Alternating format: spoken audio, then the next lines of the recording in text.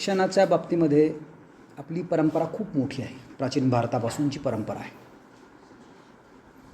आता जे सरांनी सांगितलं ते अत्यंत महत्त्वाचं आहे. म्हणून आपण काय करतो की प्रतिकात्मक शिक्षक तर आपल्याला कुणी ना कुणीतरी मार्गदर्शन करणारा माणूस 24 तास आपल्यासोबत असतो. तो आपला शिक्षक असतो. पण आपल्याकडे असं ठरलं की डॉक्टर सर्वपल्ली राधाकृष्णन यांचा जन्मदिवस हा आपण शिक्षक दिन म्हणून साजरा करायचा. मग या कार्यक्रमासाठी प्रमुख वक्ते म्हणून लाभलेले डॉक्टर अरविंद कदम सर, त्यानंतर या कार्यक्रमाचं सगळं नियोजन करणारे आपल्या सांस्कृतिक विभागाचे प्रमुख डॉक्टर लहू वाघमारे सर, त्यांच्यासोबत असणाऱ्या सहयोगी डॉक्टर मधुबाला हुडके मॅडम, आपले तुमच्या सगळ्यांचे म्हणजे इथं ज्यांनी ज्युनियर कॉलेजमध्ये प्रवेश घेतलेला होता त्या सगळ्यांचे लाडके गुरुजी म्हणजे बोळेगावे सर आहे की नाही, ते NSSचे पण प्रमुख आहेत. यासोबतच doctor Bhure sir, doctor Sonawane sir, doctor Chavan sir, doctor Adhavale sir, doctor Biradar madam, दुसरे सोनवणे सर. तुम्ही व्हायचं लवकर, बघायचं नाही तसं ते व्हायचं. ते आता काय झालं माहिती आहे का, तसं जर विचार केला तर आपण आता डॉक्टर नसलेल्याच माणसाला किंमत द्यायची वेळ आली आहे. ती जी एखादा राहायला लागला कॉलेजमध्ये, बाकी सगळे डॉक्टर आहेत. तर या सगळ्यांना म्हणजे मी आता ज्या याच्यामध्ये आहात ते शिक्षक जे आहेत त्या सगळ्यांना शिक्षक दिनाच्या हार्दिक शुभेच्छा देतो. आणि ज्यांच्यामुळं आमच्यामधलं शिक्षकत्व जागं राहतं, विकसित होतं, वृद्धिंगत होतं ते तुम्ही. याच्यामध्ये मला आवडलं की दोघांनी म्हणजे एक मुलीने आपलं प्रतिनिधित्व केलं तुमच्यापैकी. तुम्ही आता इथं अल्पसंख्याक म्हणतात भारतात लोक, पण आपल्या इथे तुम्ही बहुसंख्याक आहात, ते अल्पसंख्याक आहे तिकडं. त्यांनी चांगले विचार मांडले. आणि आपल्याला हेच शिकायचं असतं. महाविद्यालयात येऊन मेरिटमध्ये आलो, 99% मार्क्स मिळाले, मेडिकलला गेलो, इंजिनिअरिंगला गेलो, हे सांगण्यात काही अर्थ नाही. माणूस म्हणून आपण शिक्षणामुळे तयार झालो का नाही हा सगळ्यात महत्त्वाचा प्रश्न असतो. आणि ते सगळ्यात महत्त्वाचं आहे. आता बघा, तुम्ही कशासाठी शिकताय म्हटलं तर तुम्हाला कोणालाही विचारा, पहिल्यांदा स्वतःला प्रश्न विचारला पाहिजे की मी शिकतो कशासाठी. कधी विचारला आहे काही माहीत नसतं आपल्याला. घरच्यांनी शाळेत घातलं, पहिल्यांदा रट्टे देऊन पाठवलं शाळेत, आपण रडत बोंबलत गेलो शाळेत आणि तिथून जी सवय लागली आपल्याला ती आत्तापर्यंत लागलेलीच आहे. मग लग्न होईपर्यंत पोरी शिकत राहतात आणि पोरी शिकतायत म्हणून पोरंही शिकतात. अशी अवस्था झाली आपल्या देशाची. स्वतंत्रपणाने काही करायचं हे आपल्या डोक्यातच नाही आहे. म्हणून मला हे म्हणायचं की तुम्ही शिकता कशासाठी हा प्रश्न पहिल्यांदा विचारत चला स्वतःला. आणि शिक्षण घेणं म्हणजे अनुकरण करणं नाही. त्यानं कसं बोलला, तिनं कसं बोलली, मग मला पण बोलायचं आहे असं नाही आहे. स्वतःचा शोध घेणं म्हणजे शिक्षण आहे. नवीन मूल्य शोधणं म्हणजे शिक्षण आहे. काही ना काहीतरी शोधत राहणं, जे मला माहीत नाही ते शोधणं म्हणजे शिक्षण आहे. आणि शिक्षणाची सुरुवात कधी होते, मला जेव्हा कळतं की माझं अज्ञान किती आहे तिथून शिक्षणाची सुरुवात होते. मला सगळंच माहीत आहे म्हणल्यावरती शिकल का काही, नाही शिकणार. तुम्हालासुद्धा हा प्रश्न पडला पाहिजे की मी शिकते का, शिकतो का, आणि शिक्षणाचा हेतू काय आहे. शिक्षणाचा मूळ हेतू आहे चांगला माणूस घडवणं, चांगला समाज घडवणं, चांगलं राष्ट्र घडवणं, चांगलं जग घडवणं. सुरुवात झाली आहे का आपली याच्यापासून. मी तर रोज फिरतो तिथं तर पुरी तिकडे त्या 2 बेंचवर बसलेले असतात. तास आहे का म्हणलं की नाही म्हणून सांगतात. आणि त्याच्या बाजूला काही पोरंही असतात. त्यांना विचारले की काय म्हटलं तर काहीच नाही सर, नसलेल्या वर्गाचं नाव सांगतात. आय कार्ड आहे का म्हटलं तर तेही नसतं त्यांच्याजवळ. काही नाही, तिथंच गुटमळत राहतात बिचारे. त्यांची जागाच तेवढी आहे. देव त्यांचं भलं करू, आपण काय करू शकतो त्यांचं. कारण ईश्वराने तुम्हाला ताकद दिली, तुमचं भलं करण्याची. दुसऱ्यात आहे का, तुमच्यातच आहे. मग आता तुम्ही जर करत नसाल तर मग देवच करेल भलं त्यांचं, आपण काय करणार त्याचं. मला हे म्हणायचं की तुम्ही हे लक्षात घ्या, शिक्षण घेत असताना आपल्यासमोर काही जीवनमूल्य असली पाहिजेत. आता सर जसं सांगितलं की शिक्षक हा केवळ अभ्यासक्रम शिकवत नाही आहे. अभ्यासक्रमाबरोबर तो माणूस बोलतो कसा, वागतो कसा, त्याचं ज्ञान किती आहे, त्याचा प्रभाव किती आहे, हे सगळं तो मुलगा तपासत असतो. अरविंद कदम सरनी इथं 10-15 मिनटं 20 मिनटं भाषण दिलं याच्याकडे तुमचं लक्ष कमी असतं. अरविंद कदम वर्षभर किंवा 3 वर्ष किंवा 5 वर्ष तुमच्यासोबत कसं वागलेत याच्यावर तुमचं जास्त लक्ष असतं. आणि हे अनौपचारिक जे शिक्षण घडतं सरांच्या सानिध्यात आल्यामुळं ते शिक्षण जास्त दीर्घकाळ टिकणार असतं. आम्हाला पण सांगतो ना, आम्हाला अनेक लोकांनी शिकवलं, पण आम्ही काहीच शिक्षकांचं नाव सांगतो की मी यांचा विद्यार्थी आहे म्हणून. या कॉलेजमध्ये जेवढी मुलं शिकून गेलीत ते सगळे काही आपले विद्यार्थी असतात का? तर ते कॉलेजचे विद्यार्थी असतात. कदाचित ते माझेही विद्यार्थी असतात, पण विषयाच्या शिक्षकांचे मात्र ते सगळेच विद्यार्थी नसतात. काही विद्यार्थी असतात तर काही शिष्य असतात. आणि ही परंपरा आपल्याला जोपासायची. भारतामध्ये ज्ञानाची जी पद्धती होती, ज्ञानदानाची जी पद्धती होती ती गुरु शिष्य परंपरेतून येत होती आणि गुरुला खूप महत्त्व होतं. दुर्दैवाने आपल्याकडे काय झालं की म्हणजे मागचा काळ सगळाच चांगला होता असं समजण्याचं काही कारण नाही. महाभारतामध्ये रामायणामध्ये सुद्धा अशी काही गुरुजी होती की ज्याने अंगठा काढून घेतला आपला. तिथून ती परंपरा चालू आहे, आजही चालू आहे, फक्त ती थोडी वाढली असेल. आता त्यावेळेस कमी गुरुजी होते, त्यातनं एखाद्याने अंगठा काढला असेल. आता सगळेच अंगठे काढून घ्यायला तयार असणारे गुरुजी आहेत का? नाही आहेत. काही आजही तशा प्रकारे न शिकवता टाळटाळ करून मला काय करायचं आहे पोरांचं काही का होईना असं म्हणणारे पण गुरुजी आहेत समाजामध्ये. पण तुमचे आदर्श आहेत का ते? नाही. तात्पुरतं बरं वाटतं, नंतर मात्र तुमच्या असं लक्षात येते की या माणसाने आपलं वाटोळं केलं. शिकवायला पाहिजे होतं पण नाही शिकवलं आपल्याला, चुकीच्या सवयी लावल्या. अभ्यास करायला शिकवलं का तुम्हाला कोणी? नाही. का करत नाही तुम्ही अभ्यास? मग आम्ही तुम्हाला सांगतो का अभ्यास करू नका म्हणून? अभ्यास कराच म्हणतो ना, मग तुम्ही ऐकता का आमचं? नाही ऐकत. मग देव तुमचं भलं करू, आम्ही काय म्हणू शकतो? शेवटी मी अनेक मुलांना तेच सांगतो की तुम्ही वर्गात बसलात काय, बाहेर बसलात काय, आमच्या शिक्षकांच्या पगारात काही फरक पडणार आहे का?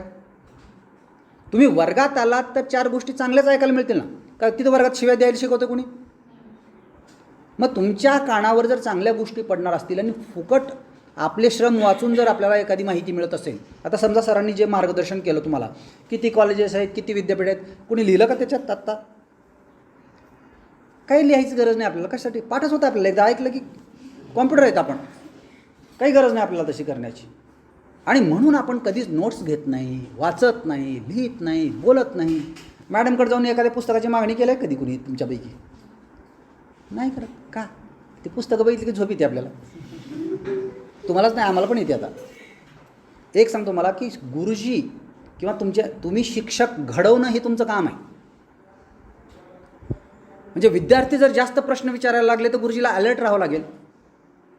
तुम्ही म्हणता गुरुजी काय शिकवायचं तेवढं शिकवा, तास झाल्यावर सांगा, आम्ही मग पुन्हा जातो उठून. असं जर असेल तर नाही होणार ना.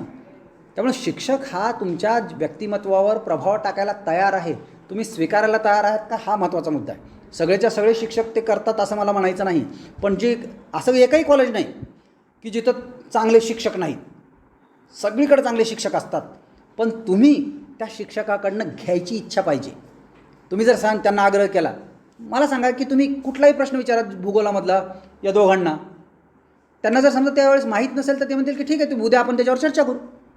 शोधतील आणि सांगतील तुम्हाला. तुम्हाला ते गुगलवर पण मिळेल, पण त्याचं विश्लेषण कोण करून सांगणार आहे तुम्हाला? ते करणं गरजेचं आहे. आणि दुसरं सांगतो तुम्हाला की मी जे मगाशी बोलत होतो तिथून मी थोडासा बाजूला झालो, की गुरुजींचा प्रभाव हा त्यांच्या व्यक्तिमत्वाचा प्रभाव असतो तुमच्यावर. त्या व्यक्तिमत्वामध्ये त्यांचं ज्ञान, त्या व्यक्तिमत्वामध्ये त्यांचं चारित्र्य, त्या व्यक्तिमत्वामध्ये त्यांची मूल्य, त्या व्यक्तिमत्वामध्ये त्यांचा एकूण प्रभाव तुमच्यावर जो पडणार आहे त्याचा विचार व्हायला पाहिजे. आणि तो होतच असतो. तुम्ही कळत न कळत काय होईना, पण तुम्ही ते स्वीकारत असता आणि त्यामुळं तुमचं व्यक्तिमत्व घडत असतं. मी सुरुवातीला जेव्हा शिकायला म्हणजे जेव्हा मी पहिल्यांदा शिक्षक झालो तेव्हा मला शिकवता येत नव्हतं. मी कॉपी करत होतो. कोणाची कॉपी करत होतो? मला आवडणाऱ्या शिक्षकांची मी कॉपी करत होतो. मग कॉपी काय एकट्याचीच करतात का? मला असं वाटायचं की बाबा माझे डॉक्टर सोमनाथ रोडे हे माझे गुरुजी आहेत. त्यांचा आवाज, त्यांचा भारदस्तपणा, त्यांचा शब्दसंवादाचे फेक ते. कुलकर्णी सर म्हणून एक राज्यशास्त्राचे होते, त्यांच्याकडनं काही गुण घेतली. नोट्स कशा काढायच्या, मुलांच्यावर संवाद कसा साधायचा, कुंभार सरांचं तत्त्वज्ञानाचं मांडणी कशी असायची, म्हणजे अशा अनेक लोकांचं मिश्रण करून मी कॉपी करत करत गेलो. आणि काही दिवसानंतर या मिश्रणातून माझी स्वतःची एक शैली विकसित झाली. म्हणजे अनुकरण करणं म्हणजे शिक्षण आहे का? नाही. अनुकरणातून स्वतःचं शोध घेणं, स्वतःतली मूल्य जागृत करणं, स्वतःतला काही म्हणजे व्यक्तिमत्वाचा विकास करणं, हे त्याच्यातलं ज्ञान आहे. उदाहरणादाखल तुम्हाला मी सांगतो की आपण एक उदाहरण म्हणजे राम शेवाळकर सरांनी सांगितलेलं, मी एक 4-5 वर्षापूर्वी आपल्या कॉलेजमध्ये बोललो होतो त्याच्याबद्दल. ते कसा प्रभाव असतो शिक्षकाचा हे सांगण्याच्या संदर्भातलं एक उदाहरण सांगतो आणि मी थांबतो. काय होतं की मॉरिस कॉलेज म्हणून एक नागपूरला आहे आणि तिथं श्रीनिवास काळे नावाचा एक शिक्षक होता केमिस्ट्रीचा. मोठं कॉलेज तिथलं, पुढं ते गव्हर्नमेंट कॉलेजमध्ये रूपांतरित झालं बहुतेक. पण ते कॉलेजमधला जो हा काळे नावाचा शिक्षक होता, ब्रह्मचारी, ती जरा वेगळं वातावरणातले ते शिक्षक होते. आणि त्या शिक्षकाने असं ठरवलं की मी असाच शिक्षक राहणार. तर त्यांचं असं वैशिष्ट्य होतं की घरातून निघाले की कॉलेजला जाईपर्यंत सायकलवर किती पायडल मारायची हे पण ठरवून असायचे. 120 पायडलमध्ये मी कॉलेजला पोहोचलं पाहिजे, गती तीच असली पाहिजे. एवढंच नाही तर धोतर जर धुवायचं असलं तर रोज किती वेळा आपटायचं हे पण ठरलेलं असायचं. म्हणजे एवढा परफेक्ट माणूस. सांगण्याचा उद्देश काय की एवढा परफेक्ट माणूस होता. ज्ञानदानाचं काम करत असताना सुद्धा त्याच पद्धतीनं. आता मला सांगा, ह्या गुरुजींवर पुढे एक नाटक लिहिलं गेलं. त्याचं कारण सांगतो मी तुम्हाला. त्या गुरुजीच्या वर्गात म्हणजे एक मुलगी होती शिकायला, नाही सॉरी, पेपर आले ती त्यांच्याकडं तपासायला केमिस्ट्रीचे. आणि ते पेपर तपासायला आल्यानंतर गठ्ठा आला आणि मग 8-4 दिवसांनी एक माणूस त्यांच्याकडे आला. ते म्हणाले की गुरुजी तुमच्याकडे ह्या नंबरचे उत्तरपत्रिका तपासण्यासाठी आल्यात. हो आल्यात. त्यातला हा नंबर आहे, याच्याकडे जरा लक्ष ठेवा. ते म्हणजे मी सगळ्यात पेपरकडे चांगलं लक्ष ठेवतो, त्याच्याकडे कशाला विशेष लक्ष ठेवू? नाही पण हे जरा विशेष आहे. ठीक आहे, आता विशेष लक्ष ठेवतो म्हटलं त्याच्यावर. मग त्यांनी सांगितलं, हे आपल्या कुलगुरूची मुलगी आहे म्हणे, आपल्या विद्यापीठाच्या कुलगुरूची मुलगी आहे ही, आणि हिला जरा जास्त मार्क्स द्या. ते सांगितलं मी देणार नाही. जेवढे मार्क्स मिळतील तेवढेच मी मार्क्स देणार. 1 मार्क कमी देणार नाही, 1 मार्क जास्त देणार नाही. जसं पायडल 1 कमी नाही आणि 1 जास्त नाही, तसं मार्क कमी नाही जास्त नाही. त्यांनी सांगितलं की बघा थोडे जास्त मार्क मिळाले, ही मेरिटमध्ये आली. नापास होणारी होतीच मुलगी, ती नापास होणारी नव्हती. मेरिटमध्ये यावी आणि तिला मेरिटमध्ये आणण्यासाठी सगळा धडपडा चालू होता. त्यांनी सांगितलं मी नाही करणार हे. त्यांना ऑफर दिली की तुम्हाला आम्ही या विद्यापीठाचा रजिस्ट्रार करू. कुलगुरू आहेत आणि त्यांनी शब्द दिला आम्हाला की तुम्हाला रजिस्ट्रार करून टाकतो. तरी होत नाही म्हणजे. बघा मग वाकड्यात शिरताय तुम्ही. ठीक आहे म्हणजे काय व्हायचं ते होईल, मला काय करायचं. आणि मग त्यांनी सांगितलं की ते नाकारच त्यांनी. आणि त्या माणसाने त्याचे प्राचार्य होते ब्रिटिश, कारण ते मॉरिस कॉलेज होतं आणि ते उन्हाळ्याच्या सुट्ट्यामध्ये प्राचार्य गेले होते कुठं, लंडनला. त्यांनी इथून तार केली त्यांना आणि सांगितलं की मी अशा अशा प्रकारची भूमिका घेतली आहे, याच्यामुळं जर तुमच्या कॉलेजला काही त्रास होणार असेल तर मी राजीनामा द्यायला तयार आहे, पण मी हे काम करणार नाही. त्यांनी सांगितलं की बघितलं सगळं, तार बघितली, सगळं केलं आणि त्यांच्याकडनं सगळं समजून घेतलं. आणि त्यांनी सांगितलं तुम्हाला राजीनामा देण्याची आवश्यकता नाही, तुम्हाला जे योग्य वाटतं तेच करा. प्राचार्य ब्रिटिश, इंग्लंडमधून बोलतोय आणि तो सांगतोय गुरुजीला की तुम्ही जर सत्याच्या सोबत असाल तर मी तुमच्यासोबत आहे. आणि मग अशा प्रकारचं मूल्य त्या माणसाने शेवटी ते काम केलंच नाही आणि कुठल्याही प्रकारची अडचण त्यांना कॉलेजने आणली नाही. त्याचं कारण आहे की मूल्य महत्त्वाची आहेत, माणूस महत्त्वाचा नसतो. माणूस कशासाठी जगला, कशासाठी लढला आणि कशासाठी मेला याला महत्त्व असतं. शिवाजी महाराजांच्या सोबत लढणारी माणसं मरणार नव्हती का? युद्धात तर इकडूनही मरणार आहेत तिकडूनही मरणार आहेत, पण कशासाठी मरण पावतोय आपण यालाही काही किंमत असते. जगतो कशासाठी यालाही किंमत असते. आपण जर जनावरासारखं जगणार असू, मूल्य सोडून जगणार असू, चारित्र्यहीन जगणार असू तर त्याला काहीही किंमत नसते. आणि म्हणून चारित्र्य संपन्न जीवन जगण्यासाठी मार्गदर्शन करणाऱ्या तमाम शिक्षक बांधवांना आज अभिवादन करण्याचा हा दिवस आहे. तुम्हाला असे चांगले शिक्षक मिळालेले आहेत, त्याबद्दल तुमचं कौतुक, तुमचं भाग्य. आणि त्यामुळं मी पण माझ्या सहकाऱ्यांच्याबद्दल हीच भावना व्यक्त करतो की ज्यांनी मूल्यांची तडजोड नाही केली ती माणसंच खरी माणसं असतात. जगायला काय लागतं? कितीही पैसा आला तर काही सोन्याची भाकर करून कोणी खाल्लेलं बघितलं नाही आपण. ज्वारीचीच खावी लागते. का अंबानी खातो तसं, काढाने खातो रोज, तेच खातात ते. उलट ते भुसकापुरी आपल्याला वाटतं ते कधीच हॉटेलमधलं खात नाहीत, ते कोंड्याच्या भाकरी खातात. त्याचं कारण आहे की त्याच्यामुळं पोट साफ होतं, आतडी साफ होतात म्हणून. म्हणजे असं हे लक्षात घ्या की आम्ही गरीब कशाने आहोत? आपल्याकडं वैचारिक दारिद्र्य आहे, वैचारिक गरिबी आहे. गरिबी कोणीच नाही आता आपल्या देशामध्ये. गरीब कोण आहे? ज्याला काम करायचं नाही, ज्याला काहीच करायचं नाही, ती माणसं गरीब आहे. संघर्ष करण्याची ज्याची ताकद आहे आणि मूल्य घेऊन, बघा, एक दिवसात माणूस मोठा होत नसतो आणि एका दिवसात लहानपण होत नसतो. मूल्य माणसाला मोठं करत असतात आणि तीच माणसं मोठी होऊ शकतात की ज्यांची नितांत श्रद्धा आहे. तशीच श्रद्धा तुमच्या मनामध्ये निर्माण व्हावी आणि त्याच्यासाठी आम्ही तुम्हाला काही सहकार्य करू शकलो, काही मदत करू शकलो तर आमचं भाग्य आहे.